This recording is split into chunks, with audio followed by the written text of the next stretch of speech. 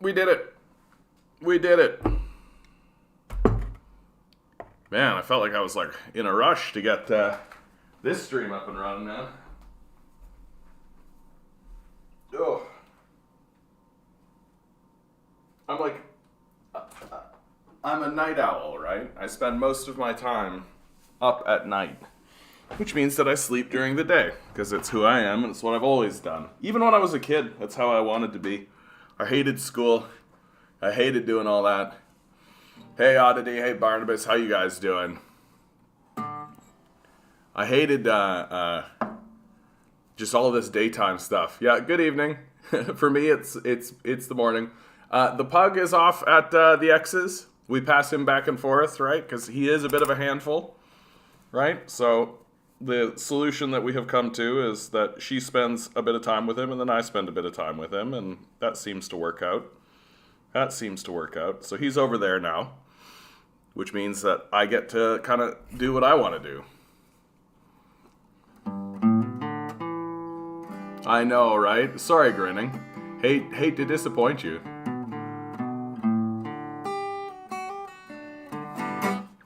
I don't know what to play. I do know I want to play a song.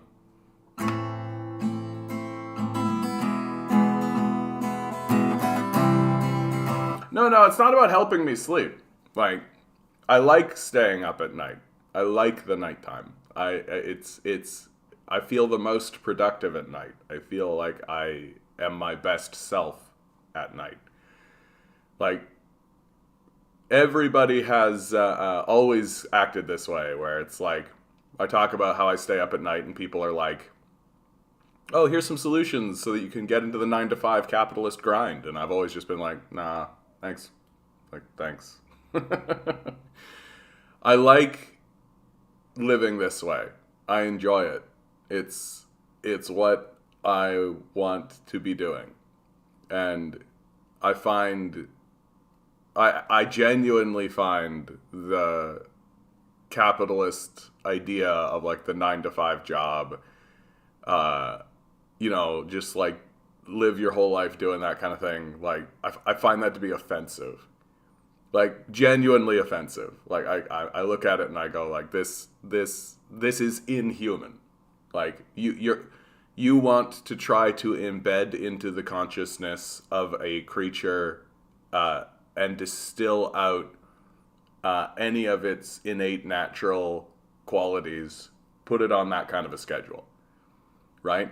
Like, unless that's what you're down for, unless you're like waking up at, I know people like this, like my ex was like this. She woke up at 5, right? 5 in the morning every day. Like, and it wouldn't matter. She could go to bed at like midnight. She could go to bed at 2 in the morning. She could go to bed at 7 in the evening. And she would wake up 5 in the morning. Boom. Every time. Right? It's just who she was, how it was built in. Very, very clear, very obvious. And so for someone like that, right, like a 9-to-5 job is not so bad. As long as you're willing to sacrifice your whole life to it. Right? As long as you're willing to like have a nice morning, get ready, go to work, come home, prepare for the night and go to sleep, and then wake up and do it again and just live on that cycle.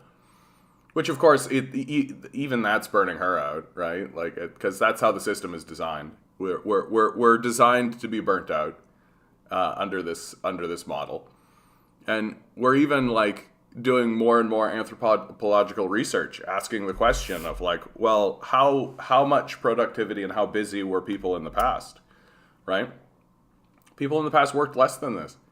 Like, literally, we're talking about medieval serfs, like. Medieval serfs. I genuinely believe that if a medieval serf were to find out that we had industrialized our agriculture, but then find out that we also work more, he would assume our society is demonic. Like, really. I rarely sleep before 3 a.m., but my body finally wants to sleep at 8 a.m. Have to coordinate a little with the kids and the rest of humanity, yeah. It's the coordinating with the humanity that seems to be the problem these days. Humans are actually supposed to sleep in phases, and before capitalism, people would sleep in phases. Yeah, I've heard that too. And just like, Look, this thing that we're doing right now, this capitalist thing where we have like electricity and like lights on at night and like all this kind of stuff, like we've been doing that for far less time than we were living like agrarian creatures. And the amount of time that we were living as like hunter-gatherer types was even longer than that. So this idea that we're like supposed to be living this way, I'm just like, what are you even talking about? What are you even talking about? In ancient times, you needed to have people up all night to guard the camp. I mean, that's fine. I like my bong and flour. Nothing like a good bong hit. Yeah, helps out. Where's corruption lobbying on this list? Oh, yeah, that'd be a good one to add. Don't read my posts about drugs, John. You're a big YouTuber now. That's right.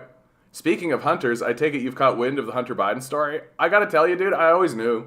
Like, I didn't have the source, and now we do. But, like, obviously Hunter Biden did all that shit, and obviously they were lying about it. Like, it seemed obvious to me the whole time. I literally was, like, sitting there being like, yeah, he probably did that. That's fine. Like, I've never done the deep dive. And let's be really clear. Nothing's going to come of it. Like, the Bidens are not going to experience anything real. Like, nothing real is going to happen from it. So it's just another WWE thing. Which is why I've never done, like, the deep dive into it. I've never been like, can you believe that Hunter Biden is... And the whole time I'm hearing, I'm like, yeah, I can believe that. I can believe that. It's completely believable. Like, corruption is baked in. Like, if you're a politician, especially in North America, right, and you're not doing corrupt shit, my response has steadily become, why? Like, you're supposed to. It's how the system works, right? It's the structure of the piece. Like, I don't understand. And so, yeah, the walls are closing in on the Biden administration now. I mean, they might lose the next election. That's true. Like, and that's, like, culturally interesting, I think, because the Trump administration is, like, it's like American nightmare fuel. It's just, like, all, like, cock and swagger, right? Like, and and I really do think that, like, the Trump administration, like, the Trumps are going to, like, the people who believe in the Trumps and who believe in the Republican Party believe it. And the people who are voting Democrat, like, when everybody voted for Biden, it was with this kind of like, yeah, maybe we'll push him to the left, right? Remember all this? Where everybody was like, yeah, we'll get him in and then we'll push him to the left. You'll see. We'll get him to the left after he's in power. Yeah, that's a real thing that actually works. Like, that's how this actually functions, right? Like, no. And what did he do? He basically flipped us the bird and said, go fuck yourself, Jack. Right? Like, what has Biden actually accomplished? Like, what, for real? Like, what has Biden actually accomplished as a president? What have these Democrats actually accomplished? Like, this administration has been a disaster for America. Like, a complete and total disaster. There's a million things that could have been done. And in my opinion, like, unless you're thick, like, unless you're totally just like, durr, and there's a lot of people who are like that, it's impossible to deny that the Democrats are completely corrupted by corporate power. Like, obviously, they're owned by these psychopaths on Wall Street. And many of these Democrats, like Joe Manchin's a fucking psycho. Like, that's who he is, right? Republicans do bad things. Democrats stop good things. That's a great phrase, dude. That's a great phrase. I like that a lot. I'm stealing that. Republicans do bad things. Democrats stop good things. I mean, that's not necessarily the truth, though. Like, the Biden administration has been far more hawkish, right, on the international stage than the Trump administration. Like, don't get me wrong, the Trump administration was still, like, bombing people and assassinating people and all that kind of stuff. But, like, the Biden administration is even more so. So, like, in terms of, like, who's, like, it's like the Democrats and the Republicans are always in a competition for like who can murder the most kids, right? Like that's what they're always about, and like nobody is even. Oh yeah, the Ratchet Effect. No, I know the Ratchet Effect. I've just never heard it phrased in that particular way. It's a good phrasing. I like it a lot. And so this Hunter Biden story, right? It's literally like what's the story as I've been able to glean? Because again, I've never done the deep dive on it, right? Like I've always just been like, yeah, probably. Like it's Hunter Biden, who is a loser. Like he's the definition of somebody who's failed upwards. He's obviously a moron. Like you listen to this guy talk for 30 seconds and you're like, yeah, this guy's an idiot. Because his dad is who his dad is, he's always been able to get into like positions of power and like positions like and the scandalous thing and I'm just like, is this a scandal? I guess it is. Is that he's put on a board for like an oil company in Ukraine. And again, I'm just like, that's America, baby. Like, I don't like, I don't. Who are the people who are actually listening to the Hunter Biden story and like clutching their pearls and going, "Dearie me, I can't believe it. Oh, the effrontery." Like, who are these people? Like, yeah, like obviously, and so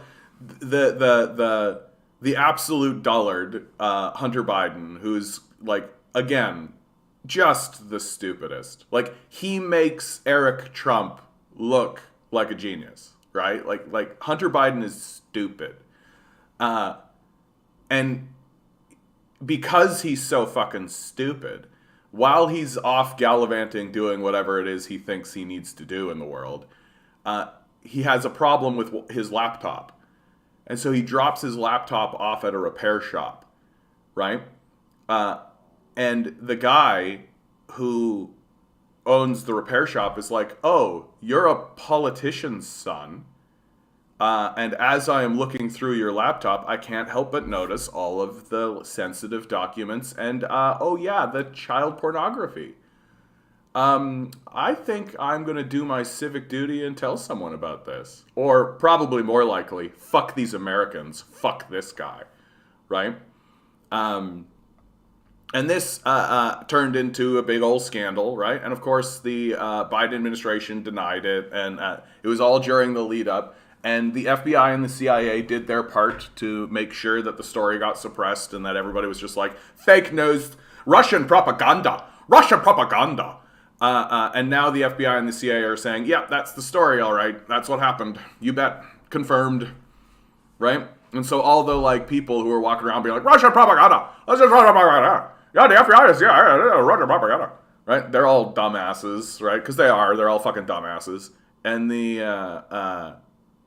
so the story is true. Hunter Biden had all these sensitive documents. He gave his laptop to some asshole he didn't know to repair his stupid laptop, which wasn't even broken in the first place. The guy's just so hopped up on coke that he doesn't even know the difference between fucking reality and what's real and what's fake. And it's like loaded with child porn, right? Which connects him right into what? The Jeffrey Epstein scandal, doesn't it? Right? And like, no one's gonna genuinely report it. Like, nothing serious is gonna come of it. Like, it's all just going to fade out. Unless the Trumps get in. Because the Trumps actually might treat this as like a personal vendetta. Because part of the reason why Donald Trump gets impeached the first time is over this. Right? Like, so wouldn't that be amazing? That the whole Democratic establishment collapses because of fucking Hunter Biden's laptop. Do you guys remember, like, in the, like, late 80s and, like, through the 90s, there was this genre of film where there was like a spy or an agent that's like investigating an event, and then it turns out that it goes all the way to the top. Like, this is a real like John Grisham, like Tom Clancy sort of concept, that like a scandal that goes all the way to the top, that the president himself is involved in this thing, and if it gets out, it'll destroy everything, right? And like, I look back on that now and I'm like, how charming. The idea that anyone would actually care at all about any of these presidents being involved in. And like, we literally have former presidents' names on flights to a known pedophile sex ring, right? Like, we literally, like, we have it. I could show you it. I can type it into the computer and show it to you now, right? And nothing's happening. No one gives a fuck, right? Like, it doesn't matter at all. Like, you can do what you want if you are at that echelon of power.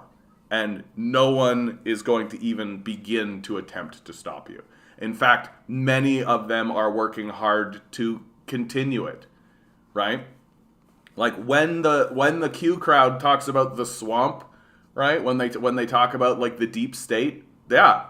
Like, they're using this, like, weird, like, this is what's so funny about the Q crowd, is that they're spending all their time like sifting through documents, trying to find the conspiracy that's going to blow this whole thing open, and it's being done like in front of you. Like, they're not hiding it. It's not a secret. Like, it's all, they might as well, like, if Joe Biden, like, it is to the point now where if like Joe Biden came out and said like, yeah, man, we have sex with little girls all the time. It's just what you do. You know, you get up to this place and it's the only way you can get an erection anymore, you know? Hey, what are you going to do, Jack? That'd be it. That would be it. No one would stop voting for these people. Like, no one would stop doing anything. Our society is so bloodthirsty and depraved and psychotic. It wouldn't change a thing.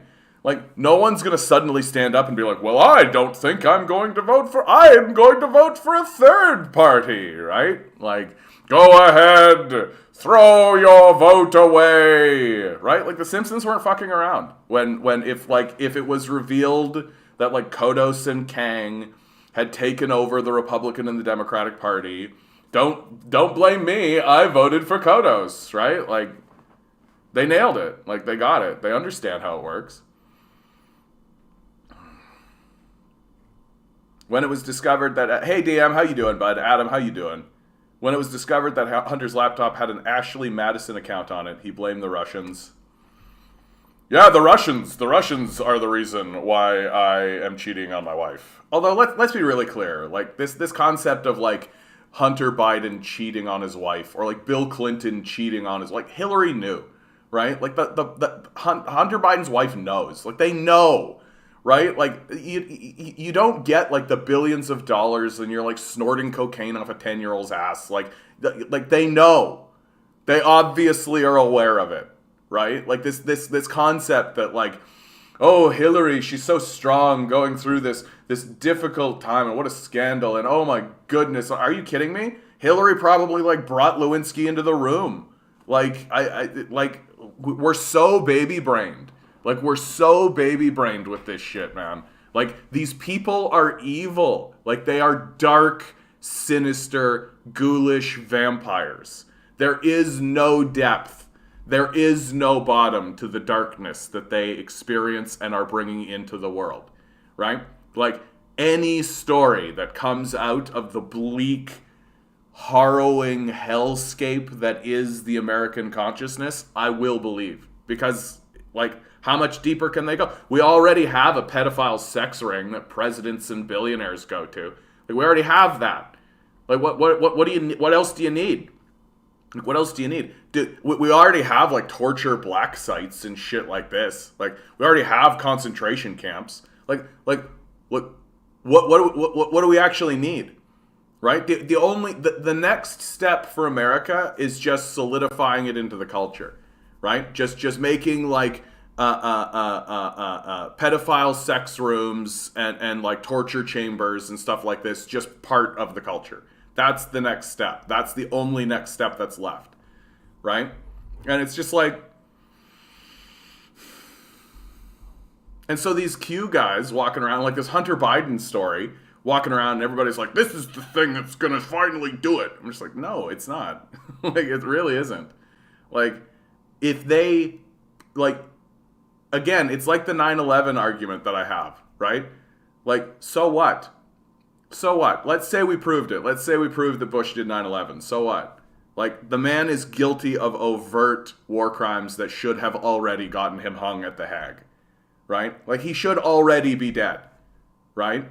Like, and those are provable. We can see them with our eyes. They're obvious. You don't even need to like put together a case, really. You literally are just like, that they said that Saddam had weapons of mass destruction, and I don't think there are weapons of mass destruction, you guys. Like, it really is like that level, right? And like 1 million Iraqis are dead, plus the expansion of the war, right? But oh yeah, Slava Ukraine, by the way. Jesus fucking Christ.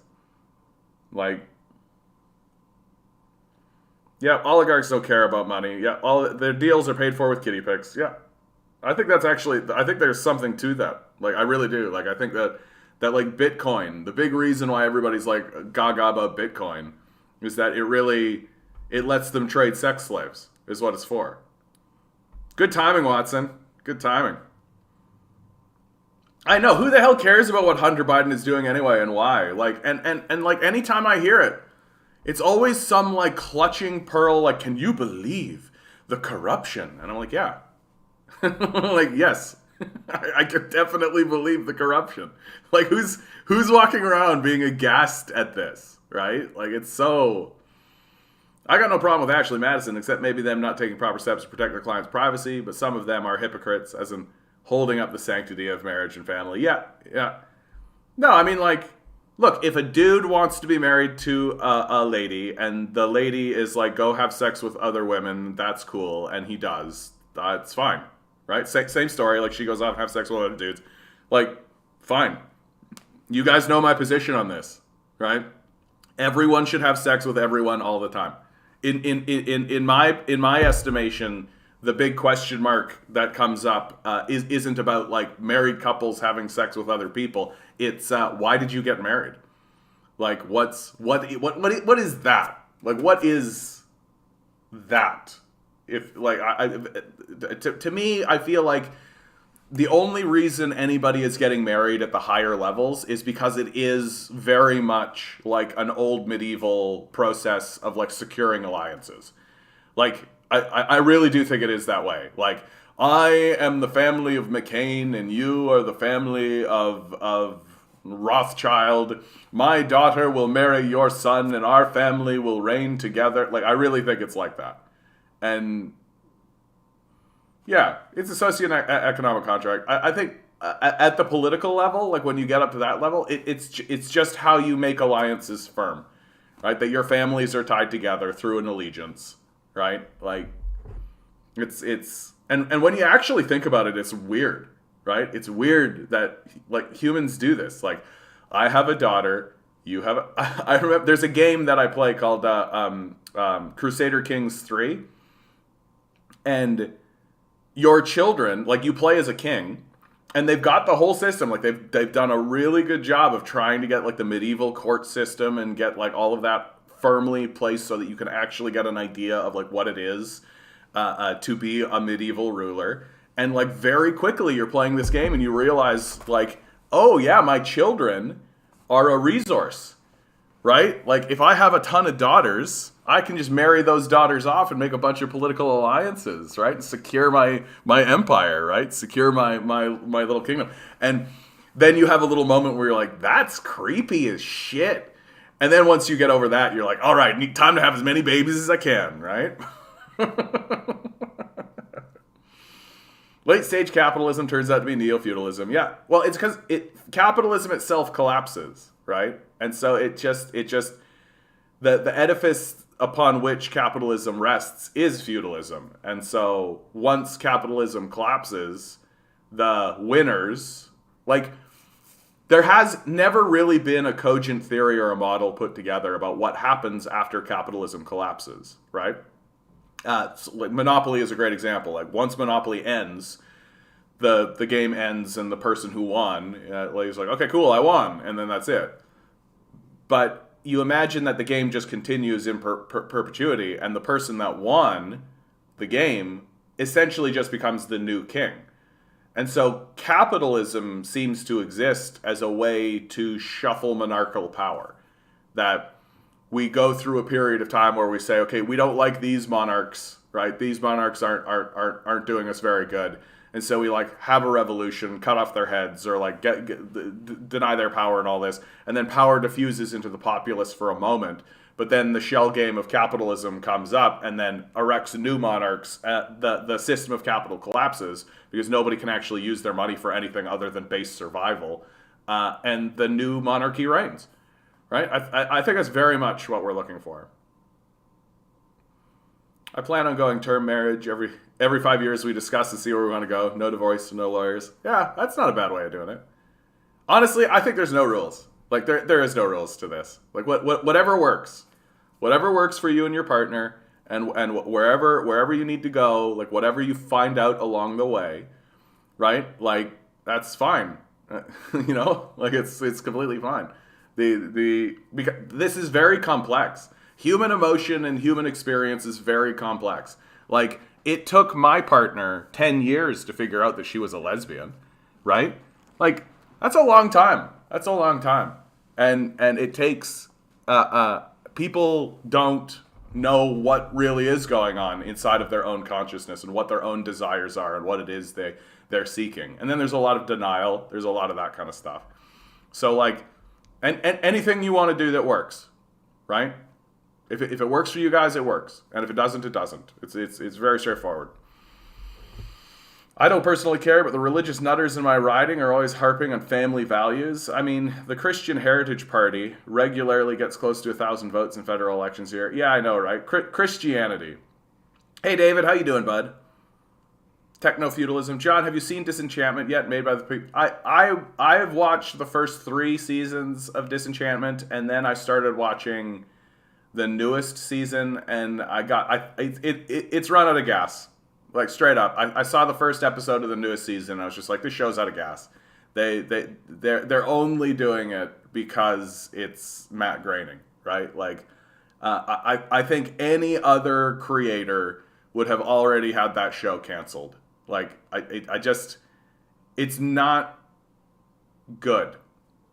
Yeah, that's really where I'll put it. Like, Disenchantment gets a solid, like, C from me. Like it's a solid C, right? You're not wasting your time with Disenchantment, but Disenchantment is something of a waste of time. Like, I don't think it really says anything that's particularly interesting. I don't think it's got much in terms of profundity. Anytime it tries to do sort of character moments, they're always very sappy and sentimental. They're not real character growth or character moments. Not actually. And I feel that way about Final Space as well. Like, I think Final Space, I just think they didn't know what to do with it. I think that they, like, came up with this concept and pitched the concept, and then Netflix was like, sure. And the guys that pitched the concept were like, oh, they said yes. Now we got to make a bunch of this. Well, okay. And then they set out to make a bunch of it, and it just wasn't, they didn't really know what they were doing with it, you know? I got to tell you, I'm, like, really, really tired. Like, the 2 tropes that I am actually over, okay, is protagonist who is, like, exceptionally stupid. That's like Fry, Homer, the guy from Final Space, right? Like, how many times do I need to see a protagonist who, like, literally can't tie their shoes, right? Like that, like, I'm over it, right? And then the second trope is the smartest guy in the room, right? Like, that's Doctor Who, Sherlock Holmes, right? And in a way, Rick is like that from Rick and Morty, but, like, he sort of thwarts it, so it ends up being okay. But I'm really tired. Like, how about a character who has objectives that are entrenched in his personal history? No? Not going to do that? Okay. And, like, man with mysterious background. I'm just like, get over it, right? Get over it. Lots of Reddit chants demanding Jagmeet Singh to resign from his post as NDP leader because of his alignment with the liberals. That's not going to happen. But yeah, like, things are going to get so bad, guys. Like, things are going to get so bad, and these these liberals and these NDPers are just going to, like, watch it happen. Like, for real. Like, they're going to watch it happen, and they're just going to pretend as though they're doing something, right? And you can see articles coming out in the mainstream where they're really trying to pitch this dental care thing. They're really trying to convince people that, like, dental care is the thing. Dental care, look, you're getting your dental care, everybody. Yeah, dental care. Isn't it great, the thing that they did? And oh, by the way, get out of your house, right? You can't pay rent anymore. Get fucked, right? Like, it's just not gonna do it. It's just not gonna cut it. And everybody knows it. Like, if you've got a fucking brain in your head, you know it, right? And they're just trying to maintain this system, this dead system that's zombie shambling around, and they're just trying to get people to invest in it for, like, basically nothing. Yeah, those two can never be Bojack Horseman. Bojack Horseman, the fact that they canceled Bojack Horseman tells you that there's something wrong with the capitalist system. Like, Bojack Horseman was actually brilliant.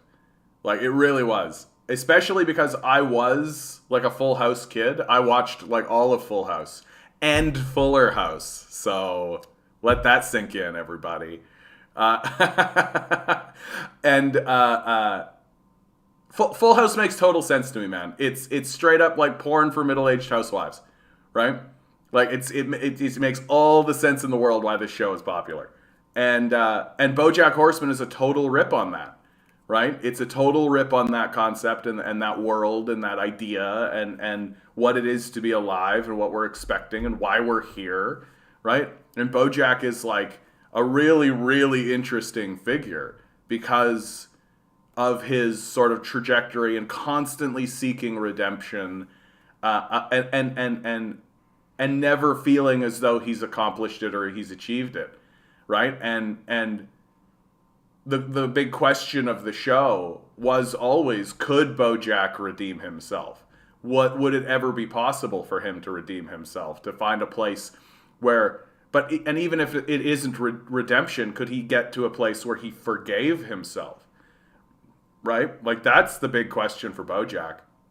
And the show gets canceled before they really, really get to it. Which, I mean, that's capitalism, baby. I watched the first episode of For All Mankind. It's set up in an alternate reality where the USSR is the first to the moon. All right, cool. Cool. Yeah, Bojack Horseman probably doing the best piece of media of our time, yeah. Everyone on the show is pissed. I'm like, yes. It also comes back to bite Morty. Oh, yeah. No, Rick and Morty is really great, especially once you, like, the people who worship Rick, I think, like, that's very revealing to who they are as people.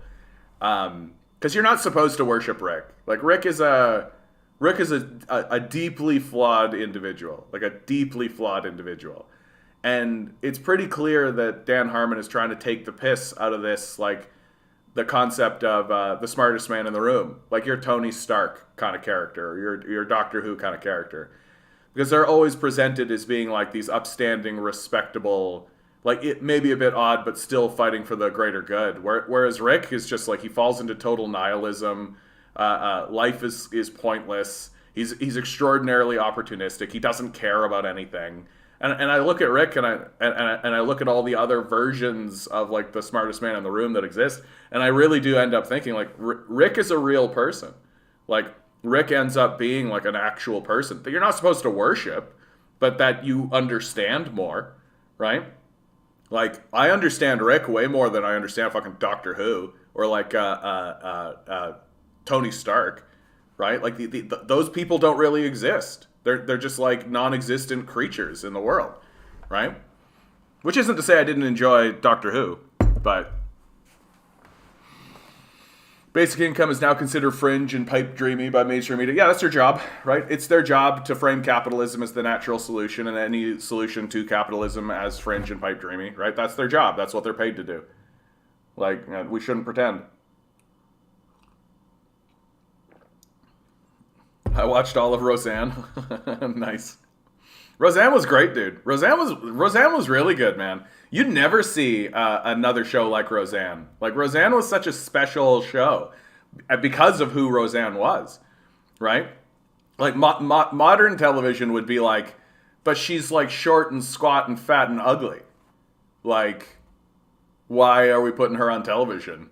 And you're like, because she's a real woman who's funny, right? And she's like actually like going through real shit, and people will really like it. I don't think people will like it.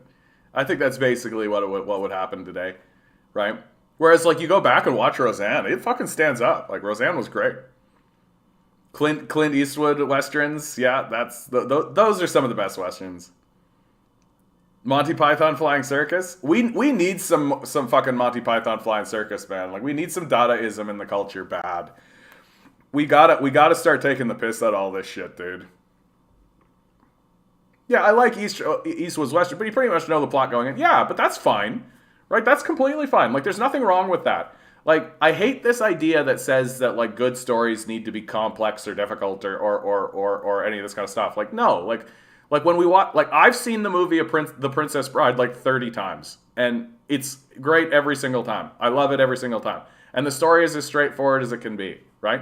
Like we keep telling Cinderella over and over again, and Beauty and the Beast, and like all of these these stories, and it doesn't matter that we know the story. Like, and in fact, studies have actually been done on this, that if you know the story, you actually end up enjoying it more when you watch it, right? And so what people are actually looking for, are just good stories well told. And like good stories are not that difficult to tell, really. Like the like classic stories that have persisted through time are incredibly straightforward stories, right? But we love them. We love them. And if they're told well, if they're put in front of us and they're very like just like strong and they don't fucking bullshit, they're like, this is the story. Get fucked. We're not gonna add a new layer to it or something. This is the story. We like it.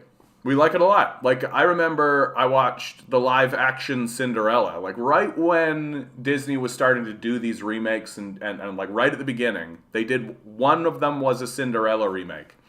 And they just did it as straight as they could. They added like one interaction where the prince and Cinderella met before she went to the ball, right?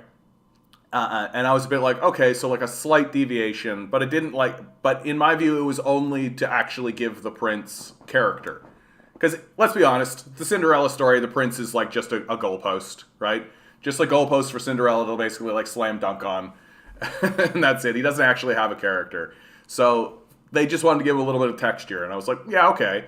But for the most part, the story is like Cinderella is a poor girl, wants to go to a ball. Her stepmom is a bitch and won't let it happen, takes off to the ball. A fucking fairy godmother shows up, goes bing, hooks Cinderella up. Cinderella takes off to the ball, gets the fucking dude. Right? Pretty basic storyline. But the dresses were phenomenal, right? The magic was perfect. Like, everything was so, like, everything that happened and occurred was like, The Little Mermaid is better. Little Mermaid's great. Little Mermaid's great. Don't get me wrong. Little Mermaid's really, really good. I actually would dare Disney. I would dare them. They'll never do it because their entire creative process is incestuous and insipid. Like, just they don't care about good stories anymore. Like, they don't. They don't care about telling good stories anymore. For lots of reasons, right? So they care more about their political agenda, or they care, they're literally making movies for people to hate on purpose, right? I would dare Disney to tell the actual story of Little Mermaid. Because the actual story of Little Mermaid has her stabbing herself and throwing herself into the ocean and then becoming the sea foam. Like, tell that fucking story. Where's that story of the Little Mermaid?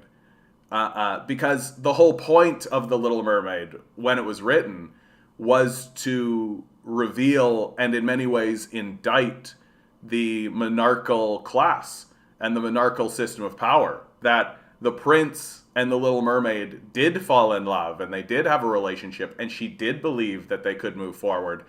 But the reality is that a prince needs to marry a princess. And that's what it is. And it heightened and revealed the class divide that existed within the monarchical society, and really does ask like fundamental questions of like, why is this the case? Why is it that a prince must marry a princess? Like, what is that? And And then Disney takes it and it's just like, nah, they get married. And we're all like, yeah, okay. That's fine. Little Mermaid was great too. Little Mermaid was a very special film because it was like Disney had done Oliver and Company. Because at this point, Disney didn't actually think the animation was going to work anymore. That they had done a whole era of animation in the past, right? Like Snow White, Cinderella, Pinocchio. Pinocchio is a masterpiece, by the way. The scenes with the whale, some of the most amazing American artwork that exists. Yeah, Pinocchio, whale scene.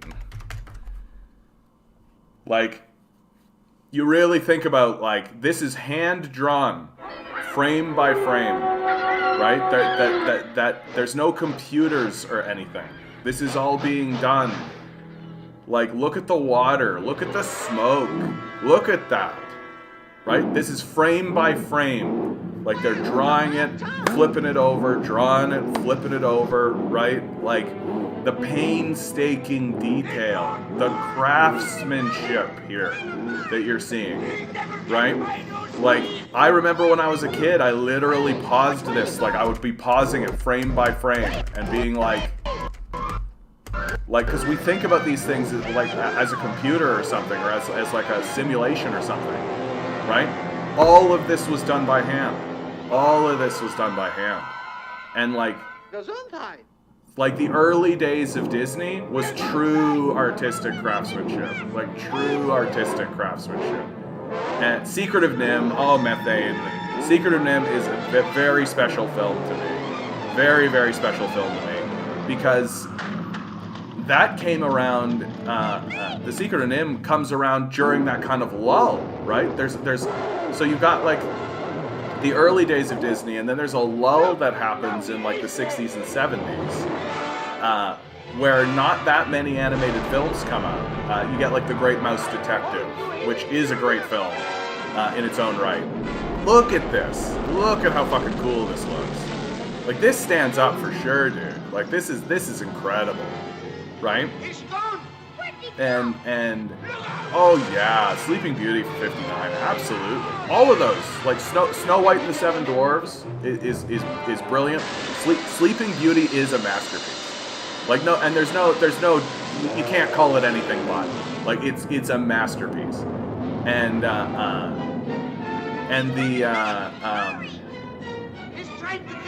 I better pause this. I'm just realizing now. Although we're not at my favorite moment, where the whale, just like, look, like this moment right here, where the whale comes down, right here. Look at this fucking badass. Oh.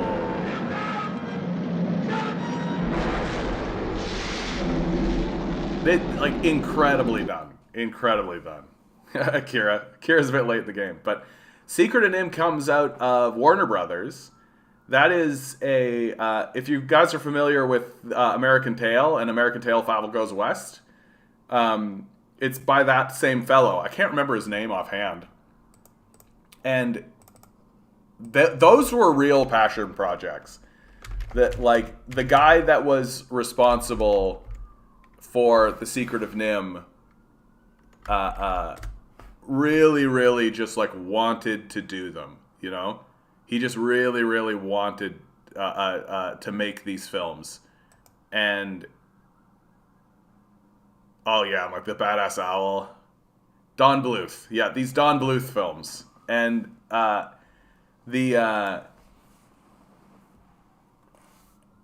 and just like a wonderful The Land Before Time. There you go. If you don't know The Land Before Time, where you at? Where you at? And I do think it's because of his animation that Disney starts to see that, oh, there's actually kind of a market for this. Okay. And then Disney gets into the game with Oliver and Company, which does reasonably well, even though it's kind of a forgettable film. And then that kicks Disney into a whole era of, like, The Little Mermaid, Beauty and the Beast, Aladdin, even Hunchback of Notre Dame, right, is really, really good. Bit dark. But Secret of Nim, in my view, has a very special place in all of this because it's such a small story. Like, the whole story is about a colony of mice who are going to be wiped out by a farmer's thresher wheel, and so they need to relocate. But the mother has a sick son, and so she needs to go and find medicine for the sick son before the thresher wheel comes. And but it's presented very seriously, and it's presented very adult. It's a very adult, grown up kind of a film that is taken very seriously, and there's magic in it, and there's like the owl is such a brilliant and wonderful creature. Mr. Bean, there's a deviation. Mr. Bean. How about the constitutional peasant scene from the Search for the Holy Grail? Yeah, exactly. Oh, yeah. Oh, yeah, 101 Dalmatians from 63. Yeah, are you kidding me? Cruella de Vil was one of the great villains, man. Like, she's so good. The same fellow who designed Cruella de Vil designed Yzma from Emperor's New Groove. Which, if you guys have never actually heard of this, I'm going to tell you about this. The Sweat Box. The Sweat Box is a film. No.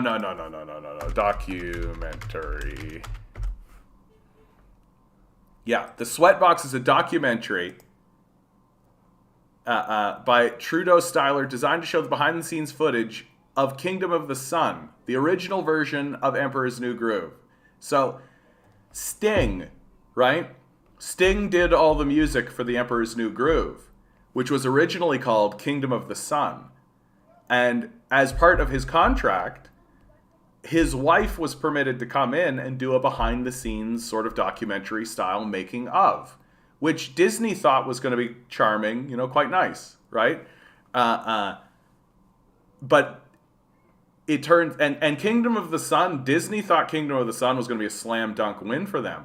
Richard Ailes, the director of The Lion King, right? And The Lion King is like the apex of that era of Disney in terms of, like, I mean, for fuck's sake, there's still a Lion King on Broadway. And they thought that this was going to be a slam dunk, that Richard Ailes was going to make something really great and interesting. And Richard Ailes goes off to South America and, like, really invests a lot of time and effort in researching these Aztec kingdoms and all this, and he wants to tell a very kind of grown-up story and do a kind of poor man, rich man story where they switch spots, that kind of thing, right? And then, but what the Sweatbox captures is the complete collapse of this project, and them, like, literally, like, everything burns down to the ground, and they, like, come back up. Roger Ailes, I don't know why I'm saying Richard Ailes.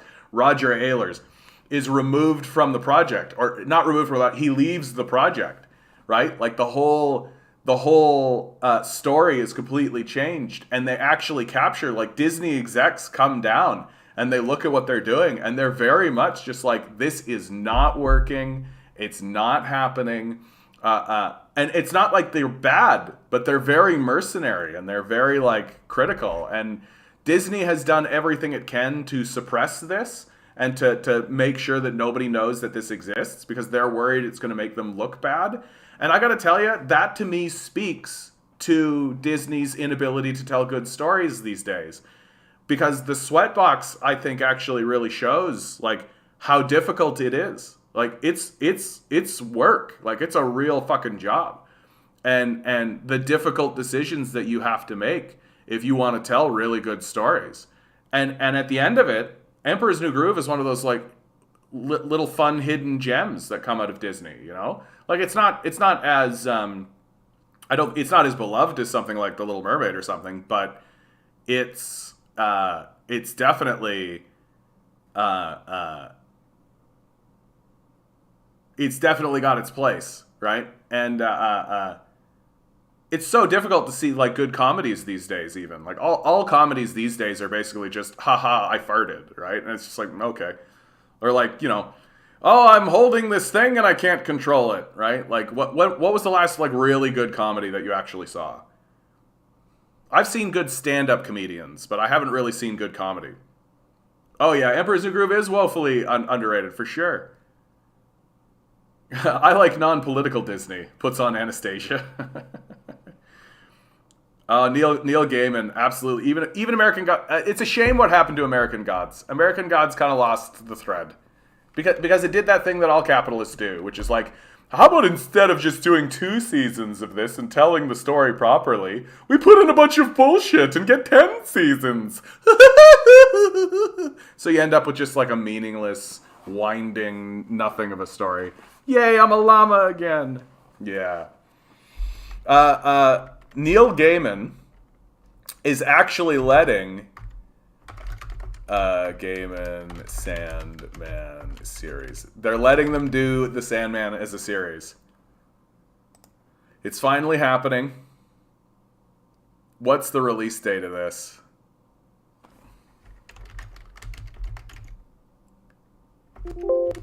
Where's the release date, damn it? Anyway. As the story goes, back in the 90s, they gave Neil Gaiman a movie script for Sandman, and he hated it so much that he banned anyone even giving him a script for 10 years. And I got very excited when they did Angels and Demons and American Gods and all of that kind of stuff, because I knew it was June 3rd. Not confirmed by Netflix, though. All right. Soon enough. Like, I knew that when they were doing American Gods and when they were doing Angels and Demons and when they were doing this stuff, it was Neil Gaiman being like, okay, like the technology has gotten here, right? Like, I think you could actually do the special effects that would be required for something like Sandman. Okay, let's see if you can actually tell the story, some of my other stories. Let's see if you're actually capable of holding on to these stories and these threads without undercutting the characters with dumb bullshit, right? Like that to me is the biggest problem I think that like studio execs have when they're approaching something like Sandman, is that they have this just like incredible desire to undercut like you just can't have like a stoic powerful god. He needs to have like a Dr. Pepper or something in his hand, right? Like it's yeah, Good Omens was fantastic, man. Good Omens was fantastic. It really worked. And those two, Michael, I forget his last name, but then and David Tennant, they were brilliant together. And it's driving me crazy that I can't remember his name.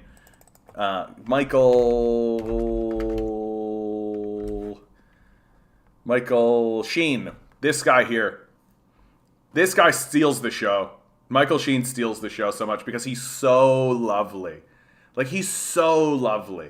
Because he's the angel, right? And then David Tennant is the demon.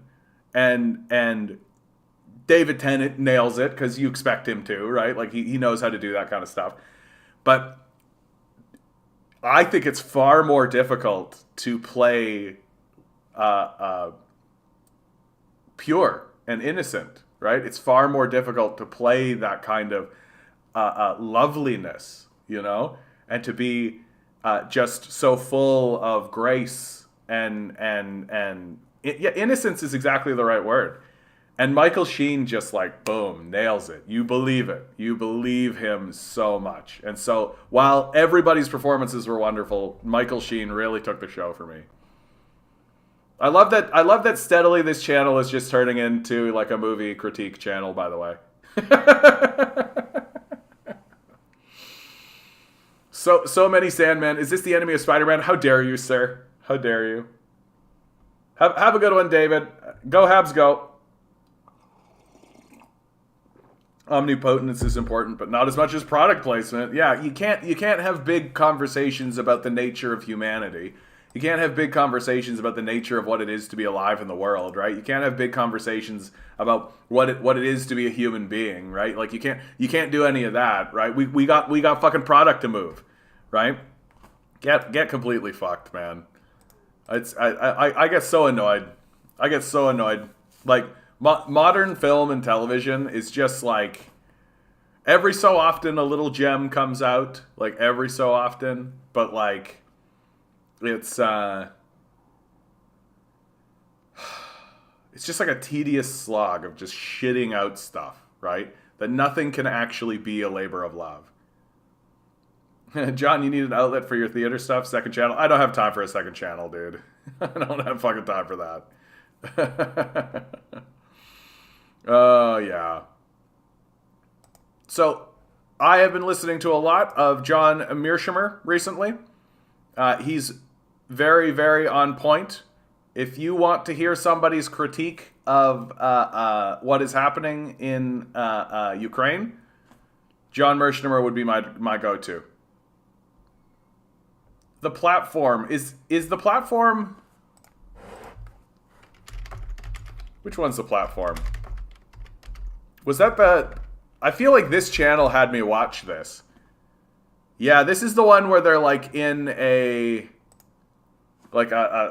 series of platforms, right? And like the whole shtick is that this platform declines and it's got food on it, and as it declines, you get a certain amount of time to eat, and so by the time it reaches the bottom, nobody gets any food. You got a degree in theater too. Oh, well, welcome to poverty with me, my friend, Conton. Good stuff. I also got a degree in theater, so my heart is with you. Oh, fight choreography, eh, bud? That's fun, dude. That's fun. Fight choreography is anytime I've interacted with the guys that have been involved in fight choreography, they're always really great guys, and they sometimes a bit like machismo, but that's fine, and always really clever, really creative, fun stuff, and it's the kind of thing that like when you're watching fight scenes, you don't think about how much effort and work is actually going into that. Right? You just kind of think it all slaps together. And then you watch fight choreographers and like the really good ones too, putting stuff together. And you really realize how smart these guys are and how clever it is and how much care gets put into all of this stuff. And fight choreography is one of those art forms that like you don't think about until you really notice bad fight choreography, right? Pay the bills, yeah, pays, and the I'm gonna go into spoilers for the platform for sure. Here's my critique of the platform: that it is an indictment of neoliberal economics with a fundamental message at the end that the global South will rise. That in my view is the final thrust of this film, that everyone involved in it that you are following are members of the global South, and their entire objective becomes to send a message to the people at the top by taking a child and sending her back up on the platform, right? And the child is Chinese. It's like, yeah, the South will rise again. Oh, the Cube from the 90s. I do remember that. I do remember the Cube from the 90s. And which really odd movie with an ending that I found really like, what were they trying to say with that ending? Where the only person who makes it out, I shouldn't spoil it. It just was like a kind of an oddball film, that one. But yes, it does, like, very reminiscent. Like if you were to put the platform and Cube side by side, you would find many thematic similarities, right? Because both of them are just predicaments, right? They're like predicament puzzles, and nobody really understands why they're there or what's really going on. And everybody has their own sort of worldview, and everybody has their own kind of way of operating. They had 2 sequels for Cube. Yeah, well, I don't know what other direction it could go in. Good to see you, Lonnie. Good opportunity, guys, to always say, right? Like, share, subscribe. Tell somebody I exist. That's really all. Tell people I exist. And let's pick the number. Let's pick the number. Here we go for today's number. Here we go. It's March I'm going for a 5. 24. I'm cutting right in the middle. I've been doing like 10s and 1s. I'm going for a 5 today. Ten Yeah, Lonnie, balls. Ligandies, here we go. Each ball Here we go. It's a has 5 number. for sure now. For sure. We Numbers all picked up 1 the energy, through right? 10. Today's a 5 day. For sure. Swirl Today's a the 5 day. numbers. 5, 5, 5, 5, 5, 5. Pick a number. Here we go. If it's actually a 5, guys, I'm going to lose my mind. Here we go. Today's number is 5.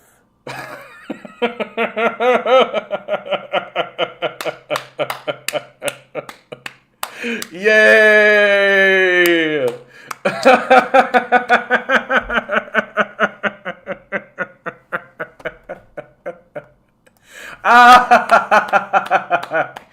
Hooray! Hooray!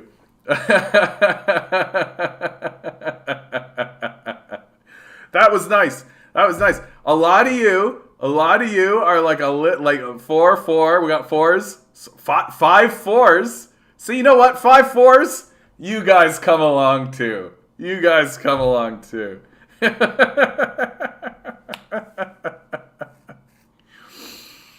No, Methane, how dare you? I never look at these. I never look at these beforehand. You saw me just search it up just there.